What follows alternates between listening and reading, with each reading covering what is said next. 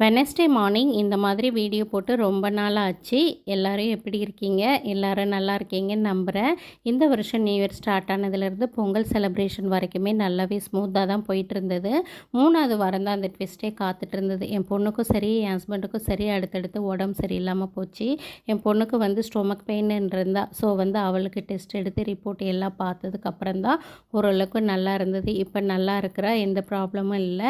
என் ஹஸ்பண்டும் நல்லா ஆயிட்டாங்க. என்ன தான் பரபரப்பான இந்த வாழ்க்கையில் நம்மளையே மறந்து ஓடி ஆடி உழைச்சாலுமே நம்ம ஆரோக்கியத்தை தொலைச்சிட்டு நம்ம தேடக்கூடிய ஒரு இடம் ஹாஸ்பிட்டலாக தான் இருக்குது.